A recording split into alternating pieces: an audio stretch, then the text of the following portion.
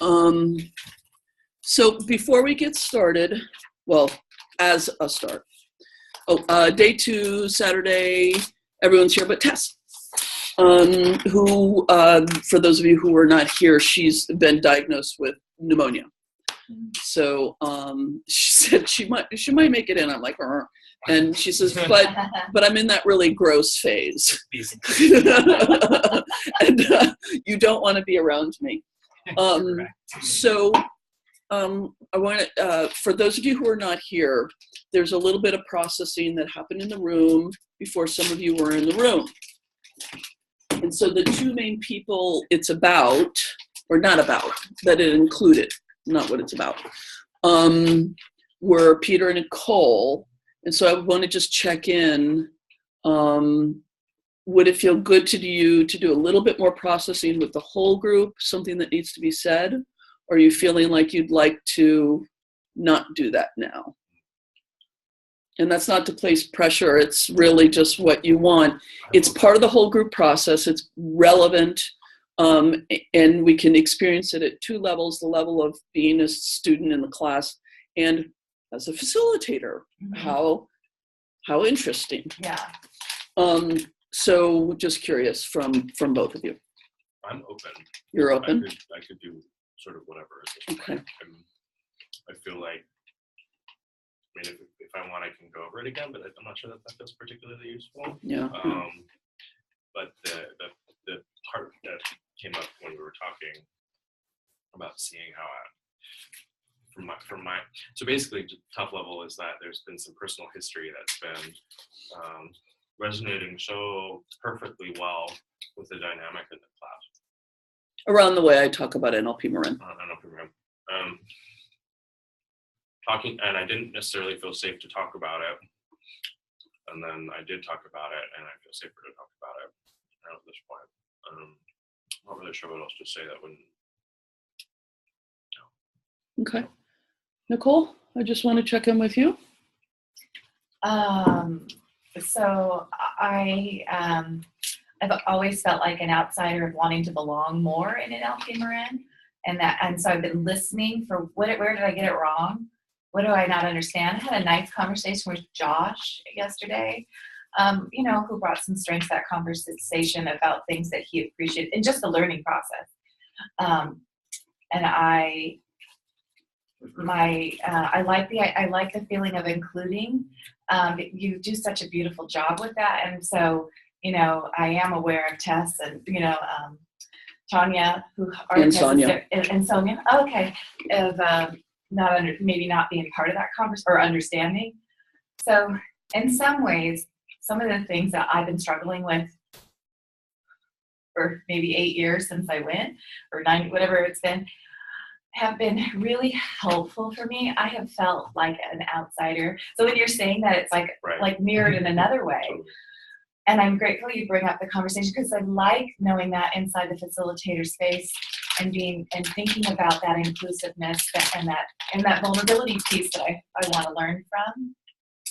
I think bringing it to the whole just feels also was a good, because it helped me yesterday to kind of go, what is that? What is that? What's that? So it kind of validated something and for me that I'm like, how do I want to think about that as a facilitator?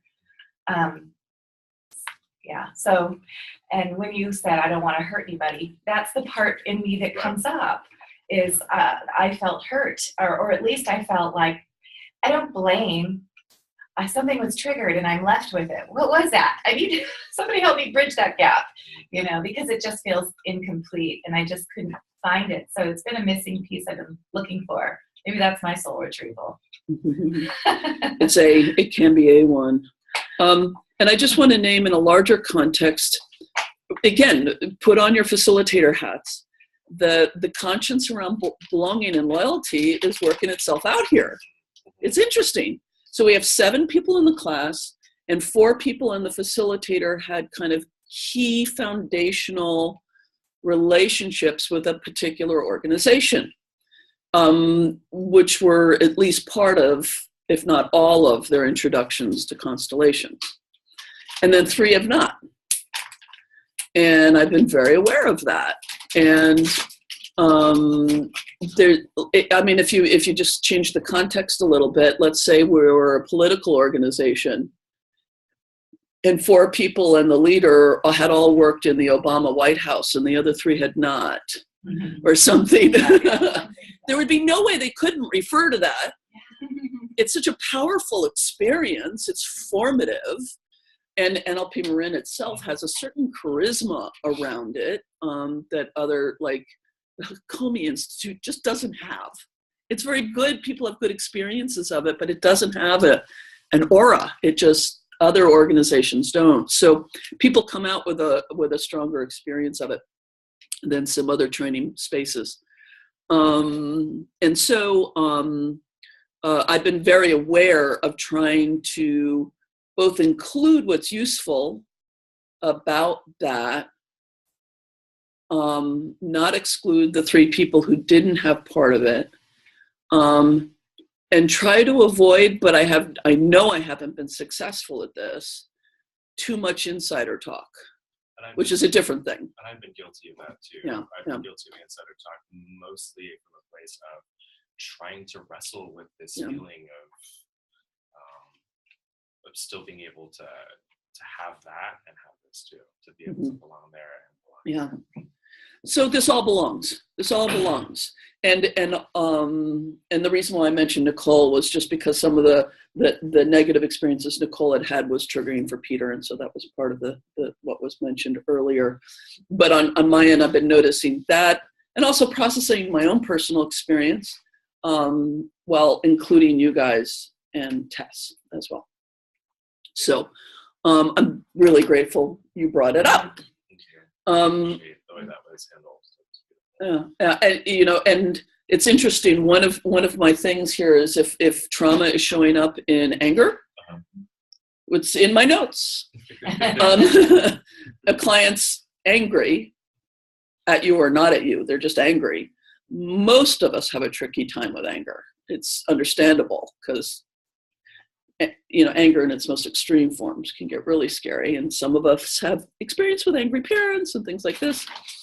That define the trick of responding non-defensively and including it is really the thing there. So modeled and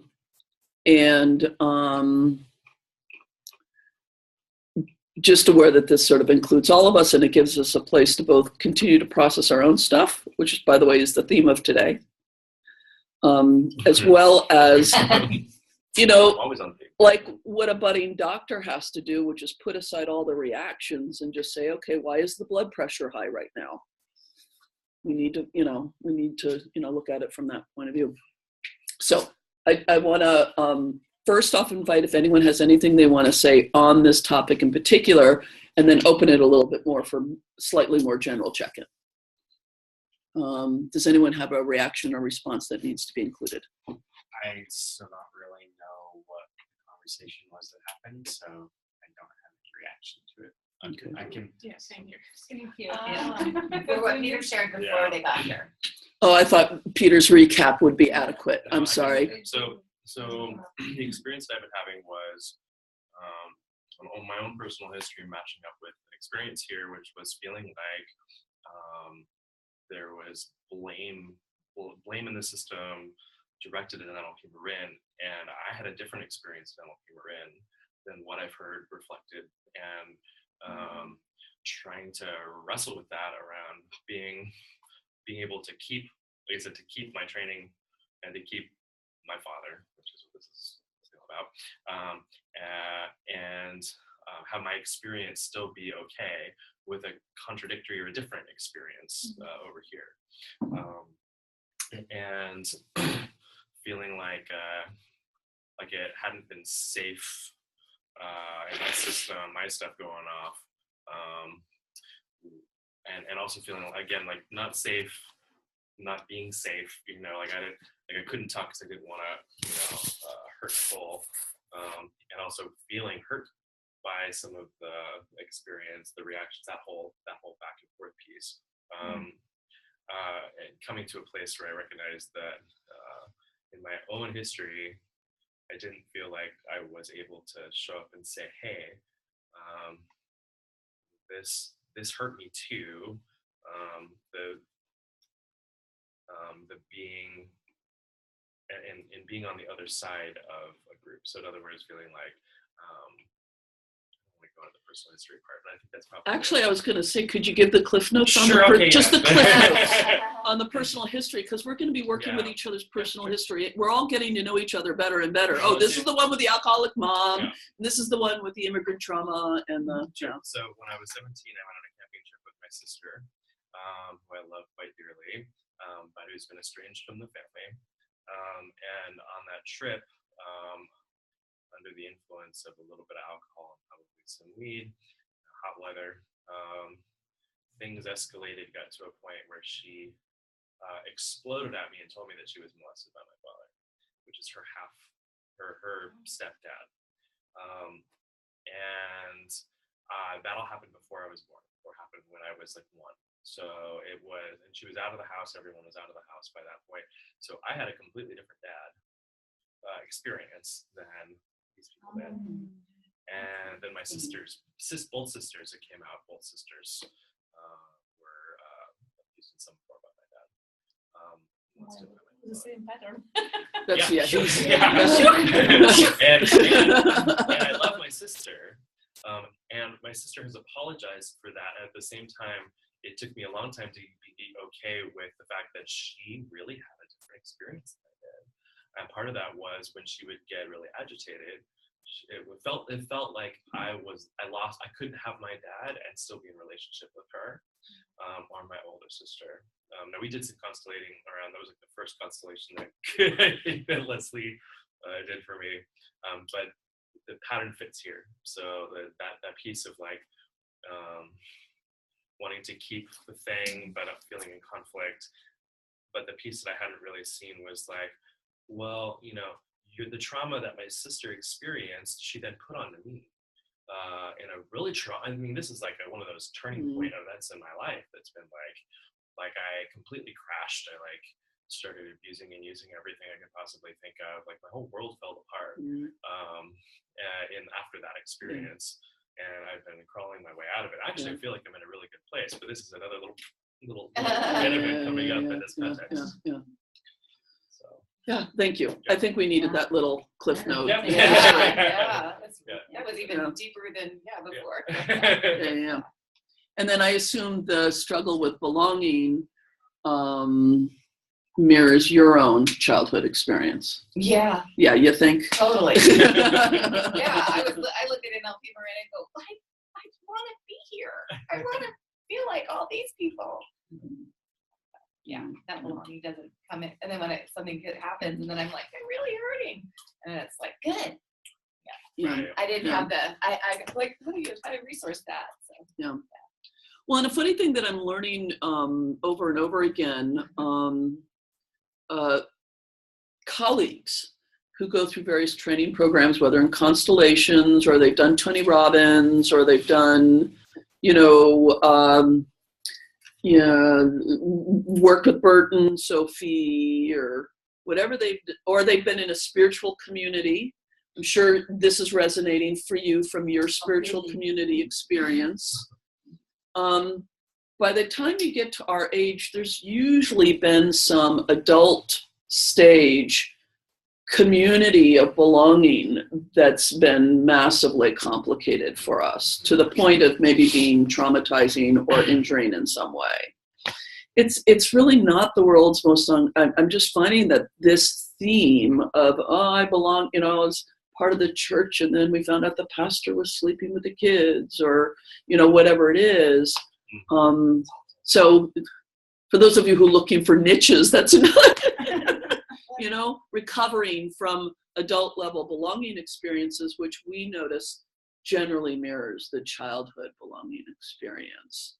But there are a lot of people out there who intentionally or accidentally are in a place to make use of that in some way. You're going to say? Sorry, I just sort of was like, my cliff notes might be similar to the other side of the. Yeah. I know. So one of the questions that was kind of going is like, when you include everything, it feels safer and that belonging, and you can kind of gain understanding. But what I'm noticing still is this, when you mentioned your sister, so I didn't feel a sense of belonging. I was looking for this connection when I was little, and then I went over to a neighbor who was a bully and was molested. And my dad had a lot of sexual overtones. I hate saying that out loud. When he came back from Vietnam, sexuality was huge in my house. And I was little, I was 5. My parents were swingers. Mm. And my dad had like a swinging household before I came along with my sisters in that space. Yeah, so this part, I don't know where that part of me, because that part's really lost. Right. Well, and the part that seems connected is looking for belonging and finding someone to use the belonging, or you experienced a perpetration and seeking belonging. Yeah. And so better not do that no more. Right. Forget about that belonging thing. Right. Yeah. Thank you for saying that. And I just want to find swingers are people who, it's an old term, it really isn't applicable anymore, but married people who swing with other people. They don't stay monogamous. Sorry. What is the term? Swingers. It's a 70s term. It's not really used much anymore. Now we talk polyamory and whatnot. Or open relationships is another way to talk about it. Other sharings or check-ins? I think to give a little bit of a relativity on belonging. I don't know if you know anything or if you can speak a little bit about the greater conscience. That is one step above the daily belonging. Yeah. Do you guys want me to move into lecture mode? Sure. Tanya would like me to. Okay. I've actually referred to this before in the first lecture about belonging and conscience. Bert Hellinger's first chapter in Love's Hidden Symmetry is basically on this topic, but I've kind of expanded it. So he, like many people, talk about 3 levels of belonging. I can't remember what the terms are again. Personal, family, and something else. I can't remember. And then other people use, the metaphor of the drop in the wave in the ocean. Dan Booth Cohen really likes that. I'm sure he acknowledges he's gotten that from some other place. But we're drops on a wave in an ocean. So there's different levels of belonging to the other drops, to the other waves, and to the whole shooting match. God, I love this thing. It's so easy. Yay! Wasn't that easy? And so this is not anything that is like, if you talk to a scientist, you'll get different levels. If you talk to, in certain esoteric forms of Christianity or Kabbalah, there are these other levels, right? Mystical levels. And so I don't really have a specific thing I call the greater conscience, because I automatically go, I don't know what that means exactly. What I do know is that we're all living in different levels of belonging all the time, right? And it's not just, us, then our family, then our ancestry, then our nation, then the planet, then the cosmos, but it's also, we were talking yesterday, like the belonging you have temporarily with the people on your BART car. It's very temporary, but it's that, there's a, if a crisis happens, those are the people you're going to be with. And then we talked about the social fields, belonging to the field of rape victims, or belonging to the field of women, the field of transgender, the field of whatever. And so all of us here, I believe, are spiritually minded enough to know that there's something larger than us, something. They're things that are larger than us. What I generally just call very vaguely transpersonal. Right?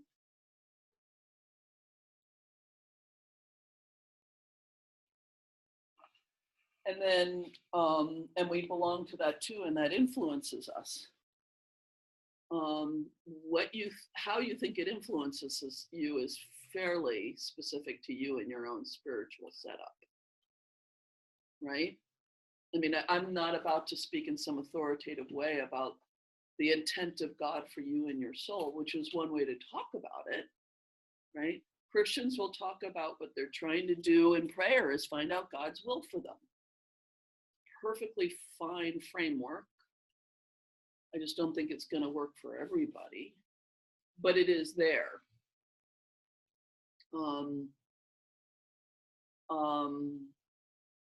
When people start talking about, I want to find my soul's purpose, for instance,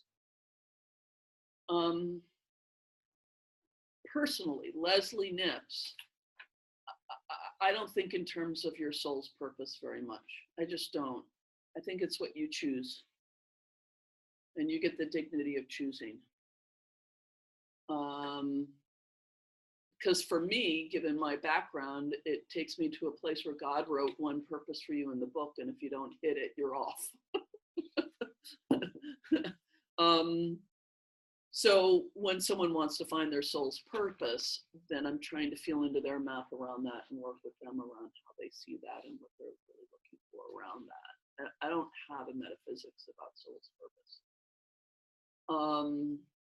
I like how, speaking of NLP Marin, I like how Carl talks about this, and he only let it out once, because generally he talks about the universe being very neutral around good and evil.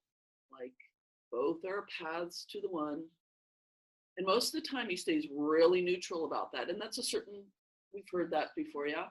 And one day he let it squeak out, and I went, I caught you, you said it. He said, just slightly biased towards the light. I heard it.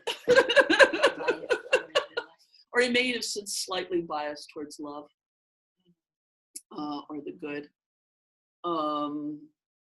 And that was very helpful for me, because I think that's kind of the way I see it. And I think it's very helpful for a constellation frame. And that's why the conversation yesterday is a little tricky for me about holding, having no agenda, no intention. But if I think the universe is a little biased towards love, that's going to influence my facilitating, right? And yet, I want to hold a non-judgmental stance towards all of the behaviors and all the fates in the system, right? Yeah. So I feel like I remember hearing at the Constellation Conference a perspective that sort of landed with me, which is that there's at least two different levels of consciousness operating in a constellation. Just these two that we're talking about right now, which is one, the awareness of the field of the family system, and then the field in which the family system is showing up, which is more the constellation field, which seems to want for good things to happen, seems to want for healing and resolution. The family system may not necessarily want the healing and resolution. You may have, and I remember Francesca Mason-Borean talking about the constellation she did, where she was with the First Nations folks and white folks, and the ancestors of those people were not particularly happy to get along necessarily. There was a lot of the field still had the prejudice and still had the bias and still had the pain and the hurt.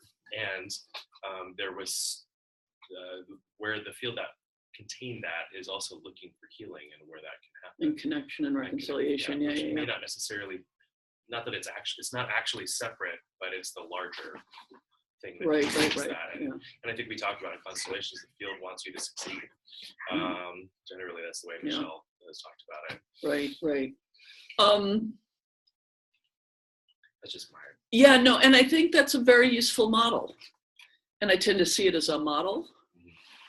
And there's probably two or three, like the field, like just the field, if you're dealing with a family that's got a war history, you've probably got a subfield walking around with a conscience around war and is influencing people's behaviors and the outcomes and what's available.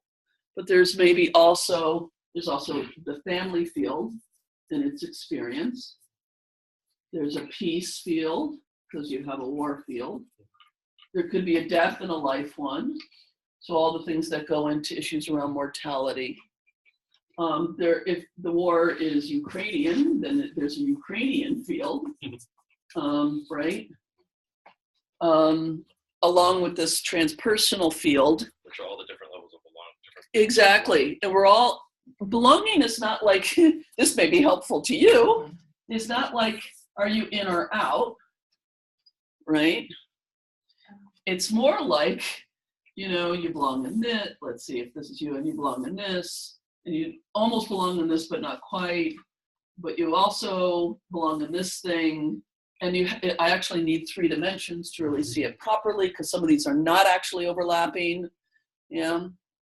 And what I think is critical is that when we set an intention, which is, I want to stop being a compulsive overeater. I want to experience more belonging. I want to not be depressed, whatever it is. Once we set the attention, the fields we need become alive and relevant. Which is why it's really important to stay really connected to the client and the client's intention. So that these things at some point you'll go, like I had that moment yesterday in the constellation where I looked and I went, oh, those are the children of relationships. Oh, that's what that is, right? I'm just referring to one of the constellations yesterday. It became available to me by staying in contact with Anna Maria's intention that she had for the constellation. Now, you were in that constellation where it wouldn't stop frigging opening doors. Yeah. It just wouldn't stop. Yeah. I don't know what's at work there other than to notice it and name it. I said, the system seems to not want to stop opening doors, but we all have a date with our beds tonight. And I feel like the most important thing happened here. What do you all think? And everyone went, yep. And I said, I invite you representatives just with great respect to close those doors. They don't need to be locked. It can be dealt with another time. I don't know why those other doors kept on opening. Something about the system or whatever. So this is not formulaic, but I do think it's the setting of the intention which makes the fields available. I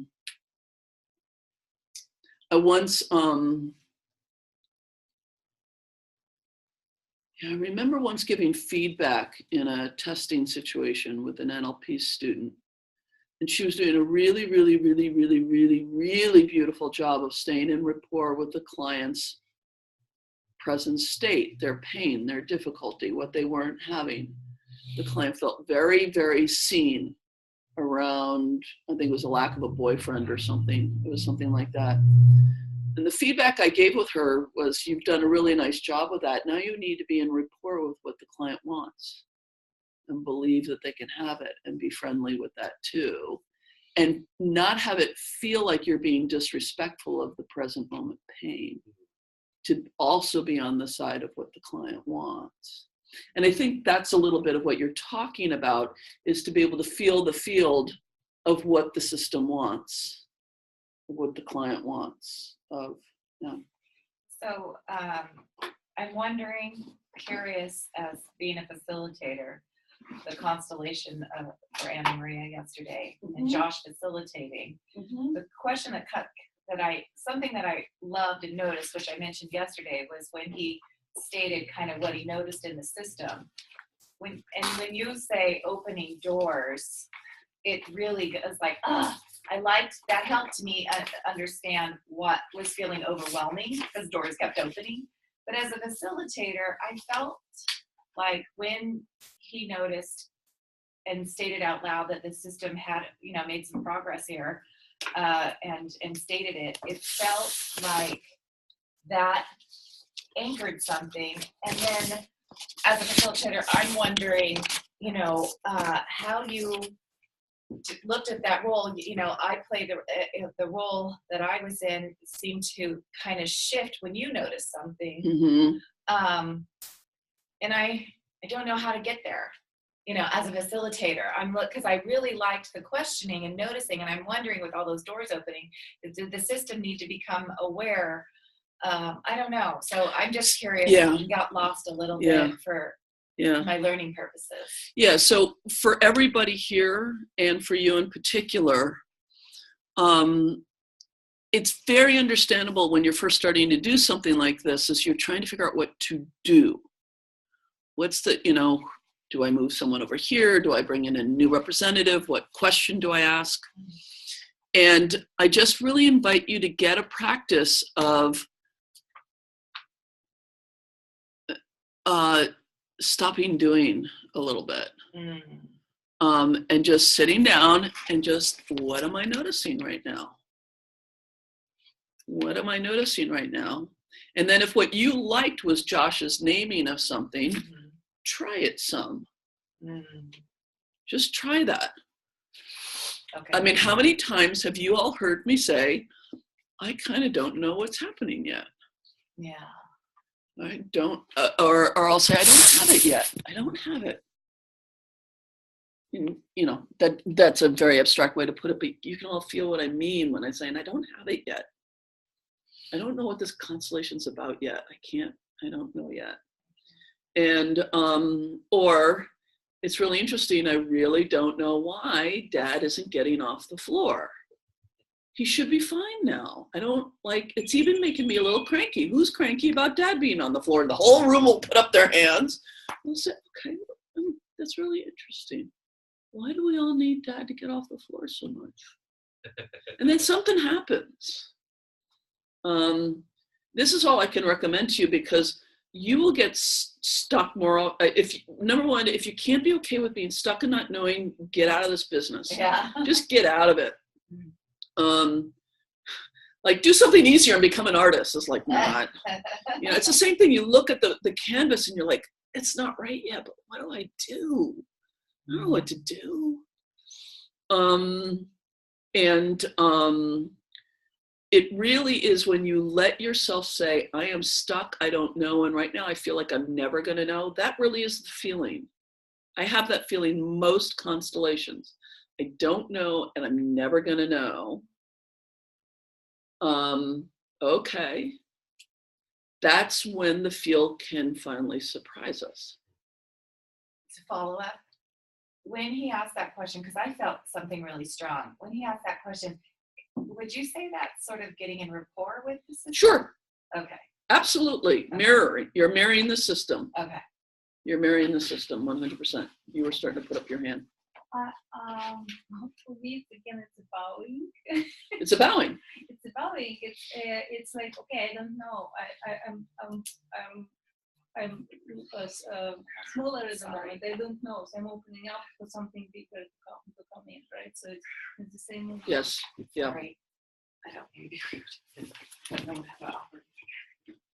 don't Josh, are you okay there, honey? Yeah, I'm just taking care of my body. Okay. It's weird. Just want to make sure you're okay. Yeah, I know. My tummy's so I'm just doing a little body work. Okay. Just not continue in the stop. Sure. So if it's a bowing, so it's a bowing to what? That's what I'm kind of. I think this is the transpersonal thing comes in. Well, it could be specific. The fact that the dad won't get off the floor and we're all blaming him. It could be that. Right.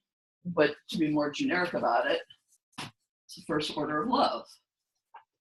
What is? Yeah. And that may be the best you can say about it, because you really don't know what's going on.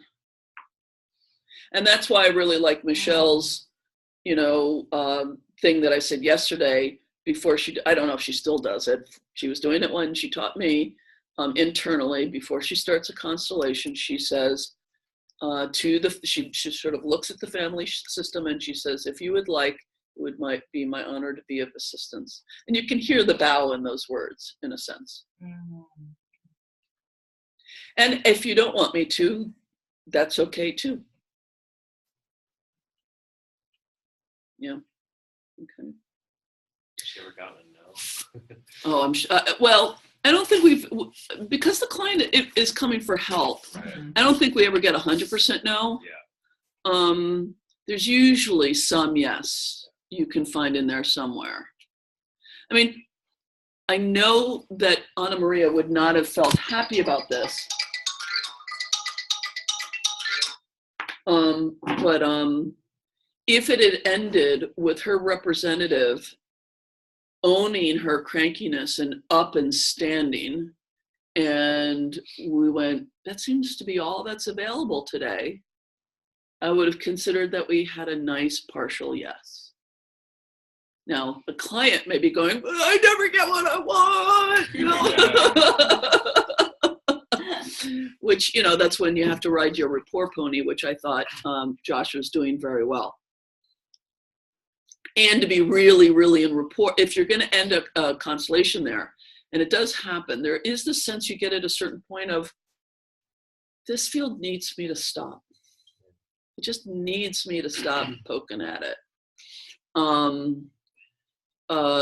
To be really in rapport with that decision. So you can't really do that and also be carrying a lot of guilt about not doing it right or not doing it perfectly or not having gotten a perfect resolution for your client. We all understand there might be a little bit of that, yeah. But basically you have to really be strong in that so that the client can feel some sense of what it's like to be okay with things being partial. If they're not okay with it and they feel you're not okayness with it, it's really hard for them. Yeah. So the very first constellation I facilitated at UFC with Michelle, the person, it was again another isomorphic match. Like there was, she got angry with me at the end of the constellation. Mm-hmm. I put her in when I shouldn't have put her in. And she was not at the same place where the constellation was. She couldn't see her, she was not favorably represented or easily represented in that. That's always hard. And her relationship with her daughter, the way it showed up was not the relationship that she had in this world, but it showed a lot of the client had a lot of, just from my perception, had a lot of, wasn't able to see her participation in a dynamic. Sure. So we put her in and she's like, my daughter's not like that. Our relationship isn't like that. Yeah.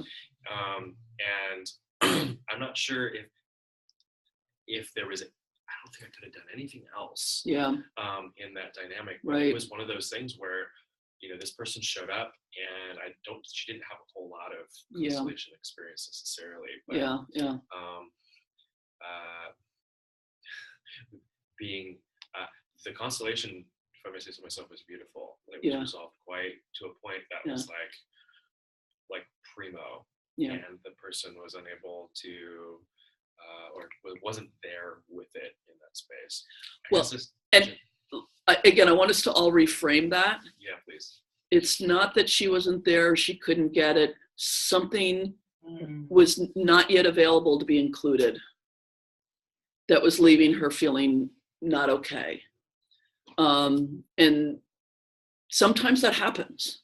We run out of time, or we're just exhausted, or the piece that's available. But if a client is still resisting, I really prefer not to talk about the client's inability. Yeah.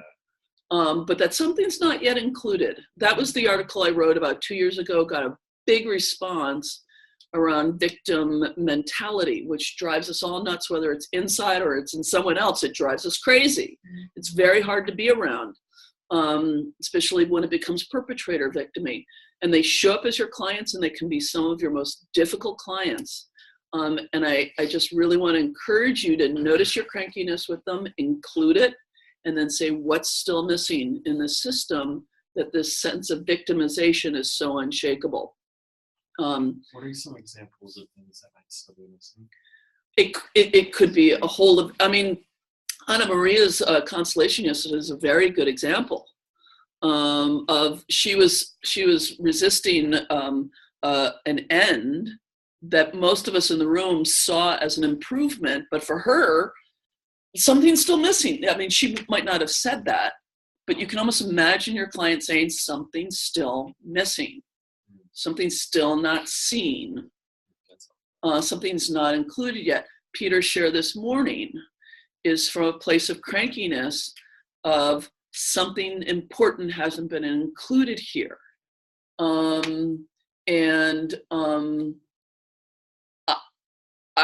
For me as a practitioner, I have to keep presupposing that.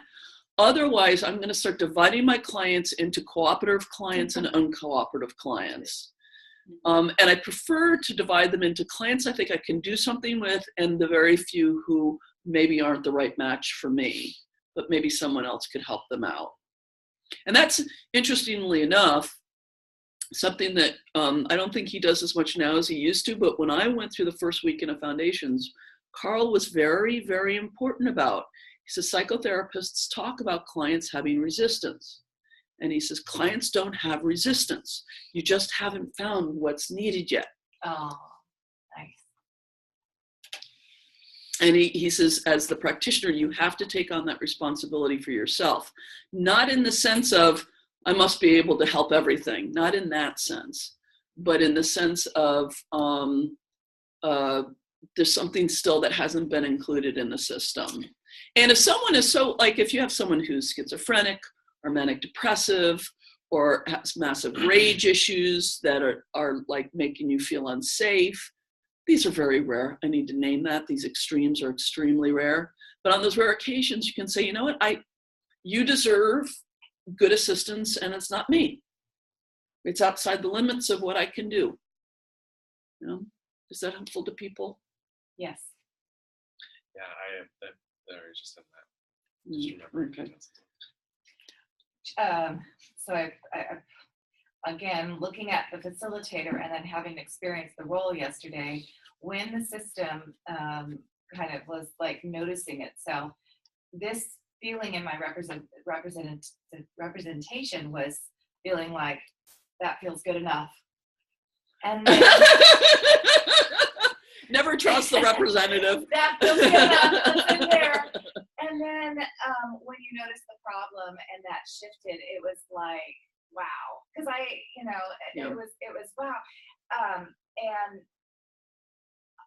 it was a good learning experience about checking in with the client for me. And again, I guess it's that part you're reminding about the doing, feeling about the doing. But then, it's that fear. Fear comes up with like going, I don't know what's next. But I think, it was really helpful it didn't feel right in her system. Something still, needed to happen. And Right. And then if one is getting to a place of fear, and we're actually going to do some of this work, the place of the fear or whatever reaction that's making us less resourceful, my recommendation is to include that, to name that. Okay, I'm getting cranky with a client. My tendency is to get pushy, push too hard. Might be fear, to do too much, whatever it is. To slow down and notice it and include it. And then if you need to make the movement explicit, you can, which is something is not yet included for me. That's why I'm not resourceful right now. Okay. And then you can just, this is what's not included that is important. I don't know what it is. Oh, it's good to be here. Back to the constellation. Right? It works on us too. Okay, so real quick, I want to make sure we get through a little material and we do some of this work. Did you finish with the transpersonal thing? I just want to. Yeah, I've got nothing else to say about that. For me, this is like it's you and your metaphysics. It's there and it influences the family, but I don't have anything else to say about it. Not just family, I think it influences us as well, right? Of course. Our sense and the Yes. our Yes. and we are part of that bigger system. So it's kind of Yes. if we don't include that, that's already kind of not included. Exactly. So I don't know. I think it's a big piece for facilitator. For you, I guess it's very natural because of your background, Mhm. but I'm not sure for Right, everybody. right. And we may end up doing an exercise. These guys have experienced it before in the business context. But just to imagine you and your client, okay, interaction, right? It's clients on their own, you're on your own. Just two people on your own. And then you just start putting representations around them for the things that support them. And immediately you just tend to feel better. You know, their ancestors, source, their puppy dog, their gardening, their nationality, whatever it is. And then you also, then you add in yours. Yeah, so I think it's very important to go in consideration with this thing. Yes. And some people, what they literally do, because cards are magic, is they'll take index cards and write source, mom, ancestors, Ukraine, whatever, and they'll stick them in their pockets. And then they don't need to think about it anymore. Those representations will just show up.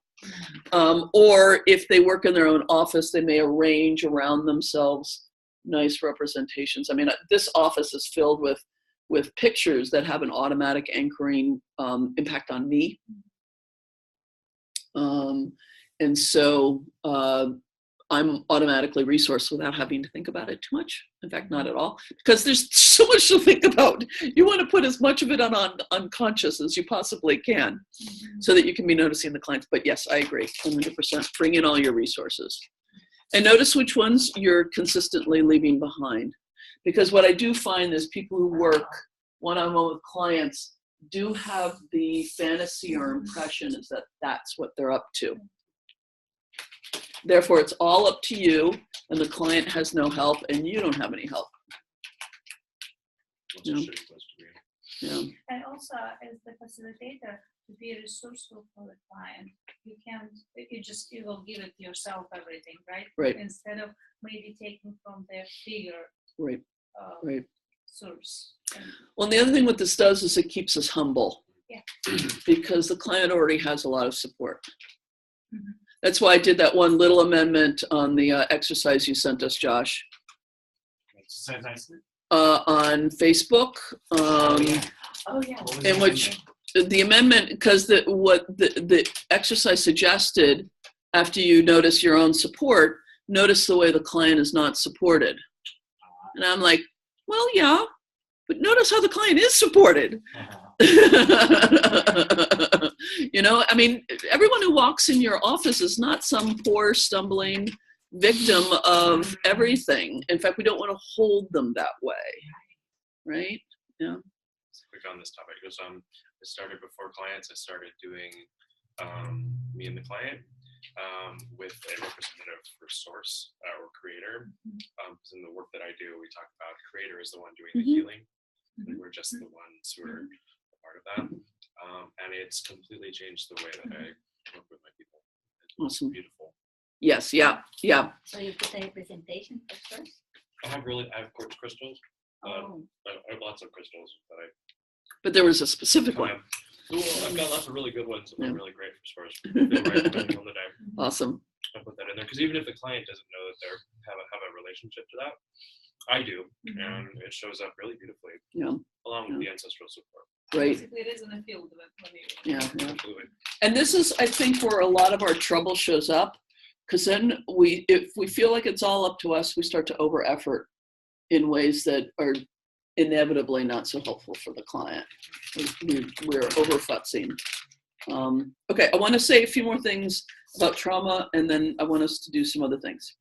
Because I promised I would say a word about the reality of a healing crisis, as it is generally called in the lingo. My first encounter with this was a book that came out in the 80s called Spiritual Emergency. It's a good book. It's a little dated, but it's a good book. which is basically acknowledging that sometimes symptoms of pain or discomfort are a sign of something good happening, right? Sometimes pain and discomfort is a sign of something bad happening. And they feel very much the same because we've got bodies and, all that sort of stuff. It's the sort of thing that, leads Nicole to inquire about her headaches from both the side of what's wrong that needs fixing, but also what might it be bringing through to her that if she could become aware of it would actually be like take her in the next stage of growth. I know you're looking at it from both sides. And sometimes after change work, a massage, intense weekend, we feel crappy for a while, various kinds. Healing crises are real, but I don't want us to just toss off all bad feelings, say after a constellation, as you're having a healing crisis. It's going to feel bad before it feels better, to actually inquire, if the clients come to you with enough distress about it, to inquire a little bit. So what's actually going on? What are the actual symptoms? How are you managing them? How long has it been going on? Is this brand new? To do a little bit of inquiry. Not many of them are going to come to you, but it does happen once in a while. And it's probably happened to everybody in this room at some time or another. And I don't want us to toss it all off as, of course you're feeling bad. The work was brilliant. You'll feel bad for a while. Because sometimes it is what we might call re-traumatization.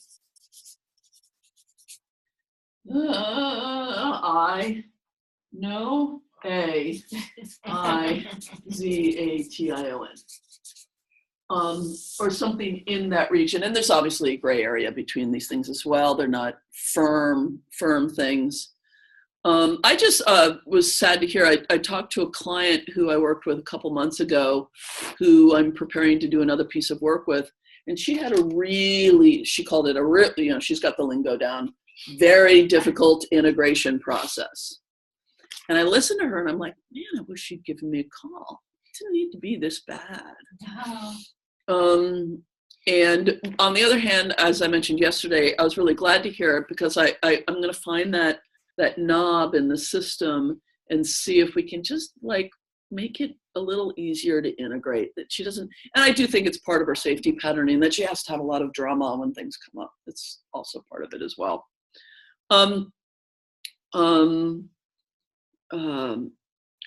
Mostly, and again, I can't give you a firm difference between these, right?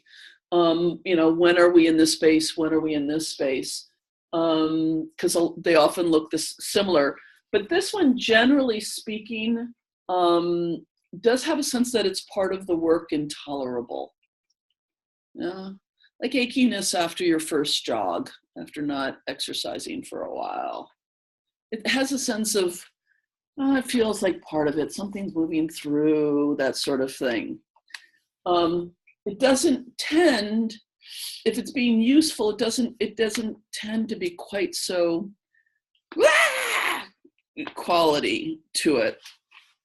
Having said that, in the book Spiritual Emergency, they will include spiritual growth, flat out psychosis.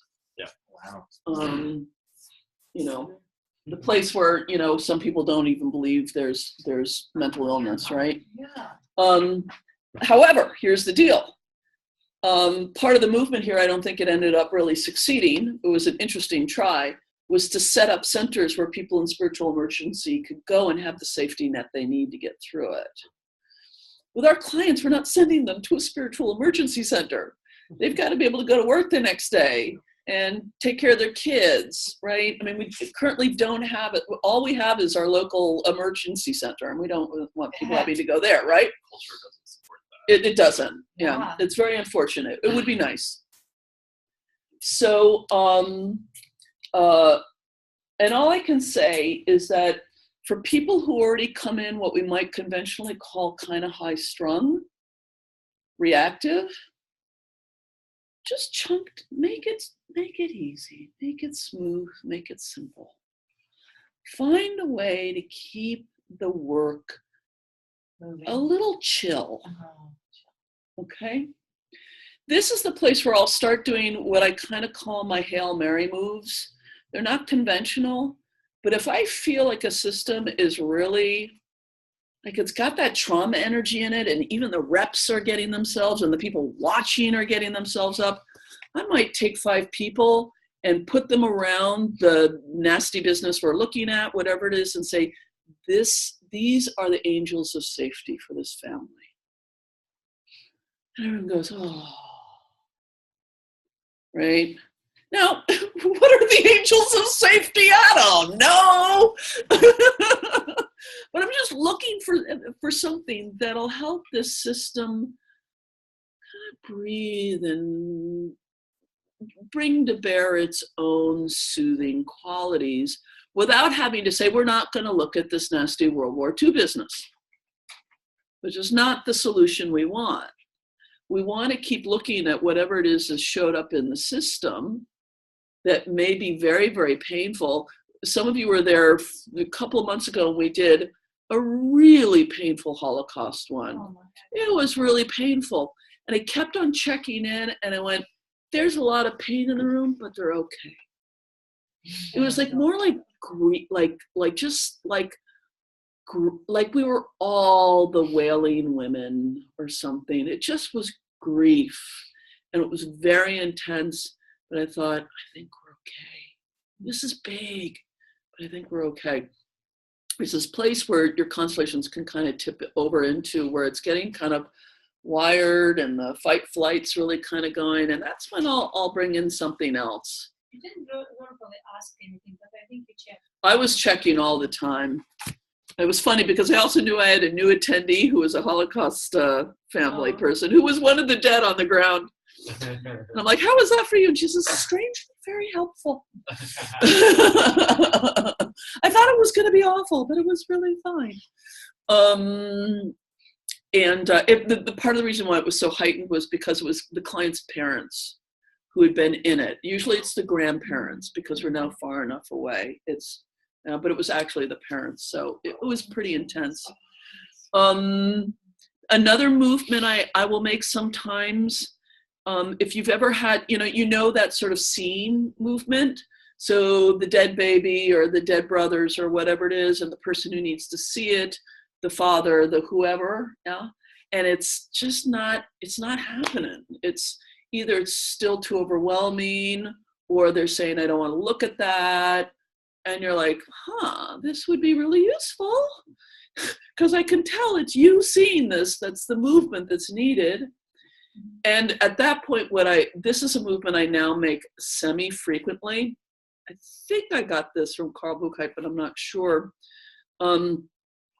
Is 2 to 5, depending on how many people in the room, 10 people, to represent that part of the family soul that can see this. I remember the first time which showed up, my apologies, this is rather horrifying, a baby who was killed via domestic abuse by being thrown across the wall by the father. Wow. And the family couldn't see it. They were so traumatized around it. All my moves, and I brought in 10 people and I said, these are the ones who can see it for you. And everyone finally went, yeah, it was too much to see. It was too much to see. It was too much to see. Which is, that's a definition of trauma. It's that too muchness thing. It's that overwhelming the resources of the system. So this actually brings us to the conversation we were having before. If you can't find family resources for these things, go up a level in authority. Raise the pay grade.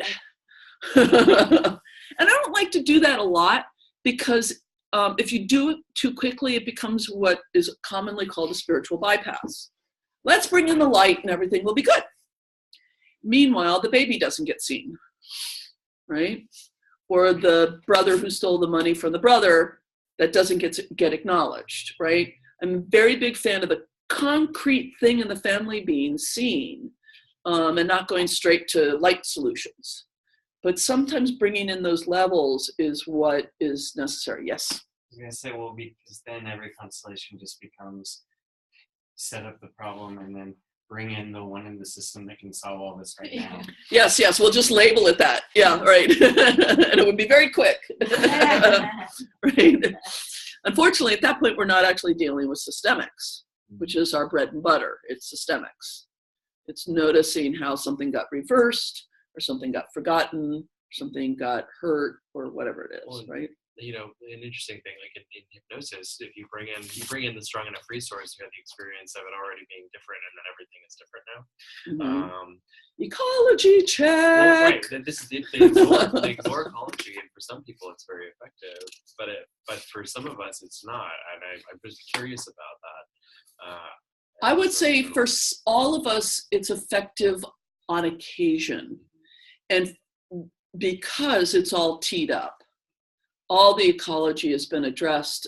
And I'll say that to people on the phone.